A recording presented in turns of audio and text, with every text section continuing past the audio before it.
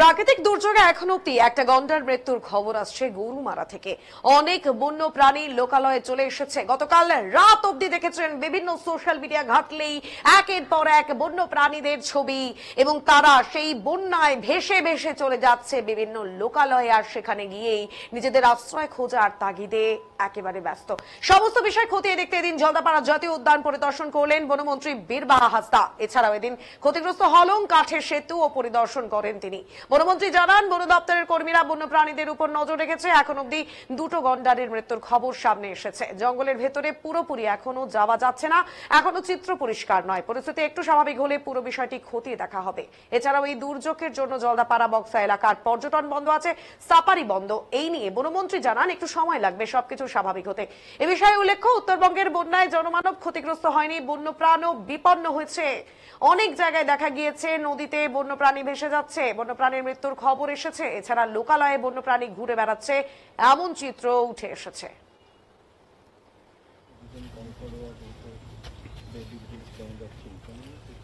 দেখুন, যেটা মেইনলি কিছু কাঠের ব্রিজ তো অবশ্যই আমাদের ক্ষতি হয়েছে, কিন্তু আমার যেটা চিন্তার বিষয় ছিল যে আমাদের ফরেস্টে আমাদের ফ্যামিলি মেম্বার যারা লোকালয়ে অনেক জায়গায় শুনলাম বেরিয়েছে, তো তাদের কোনো ক্ষয়ক্ষতি হয়েছে কিনা সেটা দেখার মেন উদ্দেশ্য ছিল। এবং ভালো লাগলো, আজকে অনেকজনের সাথে দেখা হলো, তারা ভালো আছে। একটা দুটো আমরাও খবর পেয়েছি, কিন্তু এখনো পর্যন্ত যেহেতু ভেতরে ঢোকা যাচ্ছে না, তো পরবর্তীকালে অবশ্যই আমরা ইনকোয়ারি করে দেখবো আর যদি কোনো ক্ষয়ক্ষতি হয়েছে। কিন্তু এখনো পর্যন্ত একটাই আমাদের কাছে একটা রাইনো মারা যাওয়ার, সেটা কোথায় ম্যাম? একটা তো এখানেই জলদাপাড়াতেই, আর একটা গরু মারাতে, একটা জলদাপাড়া একটা গরু মারাতে। দেখুন, আমরা মানে এবারে গিয়ে আমি অবশ্যই কথা বলবো যাতে দুটো দপ্তরের টানাপোড়েন না থাকে, সেই দিকটা আমি ভাবনা চিন্তা করব। পর্যটন আটকে রয়েছে, হ্যাঁ সেই দিক দেখুন, যেটা যে ভয়াবহ রূপটা নিয়েছিল আমরা সকলেই দেখেছি, এবং অনেকগুলো প্রাণহানি হয়েছে। আমি তাদের পরিবারকে সমবেদনা জানাই। আর অবশ্যই আমরা চাইছি আবার পুরনো জায়গায় মানুষজন ফিরে যাক, পর্যটন ঠিকঠাক জায়গায় ফিরে যাক, মানুষজন যাতে ঘুরতে আসে, এই এলাকার যে একটা ঐতিহ্য সেটাও যাতে।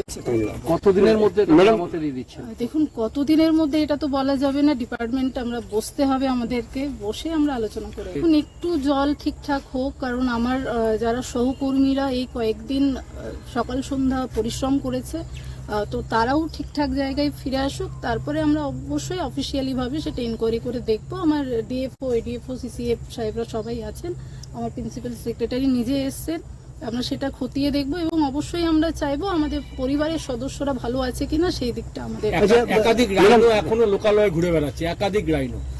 হ্যাঁ অবশ্যই, দেখুন এখানে মানুষ যেভাবে আতঙ্কিত হয়েছে সেভাবে আমার পরিবারের সদস্যরাও আতঙ্কিত হয়েছে। তারাও তো এত জল দেখেছে, সেই জায়গা থেকে একটু ছন্দে ফিরতে সময় লাগবে। অবশ্যই মানে দুঃখজনক ঘটনা, এটা না ঘটাই ঠিকঠাক। জায়গা সবাই রাজনীতি করুক রাজনীতির মতো, কিন্তু কারো প্রাণের বিনিময়ে যাতে না হয়, এটা জঘন্য। দেখুন, হলং বাংলা আপনারা যদি চান আগামী দিন অবশ্যই হবে, তো মন থেকে চাইতে হবে আপনাদেরকে। দিদি, বক্সাতে জয়ন্তী বক্সাতে সেরকম দুর্যোগের আজ পড়েনি, কিন্তু ওখানে সাফারি বন্ধ আছে, কবে স্বাভাবিক হবে সেখানে? দেখুন, আপাতত এই যে 2-3 দিনের যে ঘটনা ঘটেছে, যে ভয়াবহ রূপ দেখা দিয়েছে, এবং এখনো আমরা ছন্দে ফিরতে পারিনি, অনেক মানুষের প্রাণহানি হয়েছে, তো আমরা আপাতত সেই জায়গা থেকেই দেখব, পরবর্তীকালে সেটা নিয়ে অবশ্যই। বনাঞ্চল ছাড়াও কিছু অন্য এলাকা আপনি ঘুরলেন আজকে, সেখানে কি পরিস্থিতি দেখলেন যদি একটু?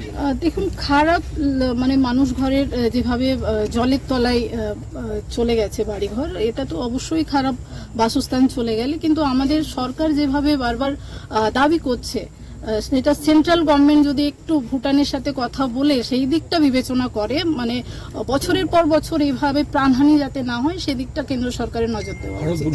দেখুন, যেটা মাননীয় মুখ্যমন্ত্রী নিজে এসছেন, তিনি হাসিমারা এয়ারফোর্সের এয়ারপোর্টে নেমে নাগরাকাটার উদ্দেশ্যে রওনা দিয়েছেন। সেখানে আমরা তাকে বিস্তারিত জানিয়েছি। আর তারপর আমাদের বনমন্ত্রী মাননীয় বীরবাহা হাসদা, তিনি জলদাপাড়া জাতীয় উদ্যান ঘুরে দেখলেন, এরপরে নীলপাড়া যাবেন। তিনি গোটা সব কিছু পর্যবেক্ষণ করছেন জঙ্গল নিয়ে। আমরা তাকে আমাদের আলিপুরদুয়ার বিধানসভার শালকুমার 1 বিধানসভার যে সিসামারা বাঁধ সংলগ্ন জলদাপাড়ার যা অবস্থা, নদী এবং বন, সেটাও বিস্তারিত জানিয়েছি। সম্ভবত সে জায়গাও তিনি যাবেন। এ কারণে আমরা তার সঙ্গে আছি গোটা বিষয়টা দেখবার জন্য। আর বিস্তারিত আপনারা তো বনমন্ত্রীর কাছ থেকে শুনলেন। দাদা, বিকল্প কোনো কি রাস্তা চুজ করা হয়েছে কার সাফারির জন্য যতদিন এটা ঠিক না হচ্ছে? না, এখন এটা নিয়ে একটা আলোচনা আমার ধারণা যে উচ্চপদস্থ আধিকারিকরা করবেন। এই মুহূর্তে যেহেতু গোটা ফরেস্ট এলাকাটাই একটা বিপদসীমার মধ্যে ছিল, ফলে রেস্টোর করবার জন্য কাজে জোর দিচ্ছেন। যত তাড়াতাড়ি পরিস্থিতি স্বাভাবিক হয়ে যাবে এর মধ্যে উচ্চপদস্থ আধিকারিকরা বৈঠক করে একটা পলিসি তৈরি করবেন। আপনার এলাকায় তো অনেক ক্ষতিগ্রস্ত হয়েছে, সেক্ষেত্রে মুখ্যমন্ত্রী আপনার এলাকায় এলেন না কেন?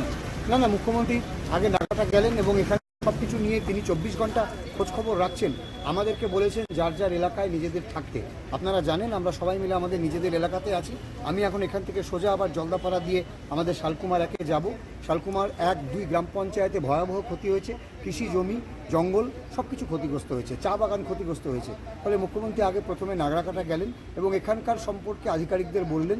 আমাদের হাসিমারা এয়ারফোর্সের কৃষি দপ্তরের প্রিন্সিপাল সেক্রেটারি ছিলেন, তিনি আমাদের কাছ থেকে রাজ্যসভার সাংসদ প্রকাশজিৎ বড়াইকের কাছ থেকে বিস্তারিত কৃষি জমির খোঁজখবর নিয়েছেন। যে সমস্ত কৃষকদের জমিতে এই ডলোমাইট মিশ্রিত জল চলে এসছে আর সবজি নষ্ট হয়েছে, তাদেরকে অবিলম্বে ক্ষতিপূরণ দেওয়ার জন্য তিনি নির্দেশ দিয়েছেন। দাদা, ভুটান থেকে নদীগুলো নেমে এসছে, এখানে কি ড্রেসিং করার প্রয়োজন আছে মনে করেন? এখানে এই নিয়ে আমি আর কতবার বলবো যে আন্তর্জাতিক বিষয়। আমি বারবার করে এটাই বলতে চাইছি যে ভুটান আমাদের মৈত্রী দেশ। তাদের ওই যেখান থেকে ভুটানের জল আসছে সেই জল কখন ছাড়া হচ্ছে বা কি পরিমাণ বৃষ্টিপাত হচ্ছে সেই সম্পর্কে পশ্চিমবঙ্গ সরকার ওয়াকিবহাল নয়। আমি আপনাকে দায়িত্ব নিয়ে বলছি, আমাদের জেলার যিনি জেলা শাসক আছেন মাননীয়া, তার কাছেও কালকে কোনো ভুটানের তরফ থেকে কোনো খবর আসেনি। তিনি নিজে বারবার এই এলাকার স্বার্থে ভুটানকে ফোন করেছেন এবং জানতে চেয়েছেন। একটা বিরাট গ্যাপ ভুটানের পক্ষ থেকে থাকছে, তারা আমাদেরকে জানাচ্ছে না কোনো কিছু, প্রশাসনকে জানাচ্ছে না যে কি হতে চলেছে। ফলে এই একটা অনিশ্চিত পরিবেশের জন্য ভুটানের এই ভয়াবহ নদীর তাণ্ডব, এটা আমাদের ভাগ্যে আর কতদিন লেখা আছে জানি না। তবে আজকে আপনাকে দাঁড়িয়ে বলে দিচ্ছি, এইভাবে যদি চলতে থাকে আগামী দিনে ডুয়ার্সের বড় অংশ ভারতবর্ষের মানচিত্র থেকে মুছে যাবে। কেন এখানে সেন্ট্রালের কোনো প্রতিনিধি দল এ যাবৎকাল আসেনি স্বাধীনতা মানে এই 15 লাস্ট 15 ইয়ার্স? কোনো কোশ্চেনের উত্তর নেই। একবার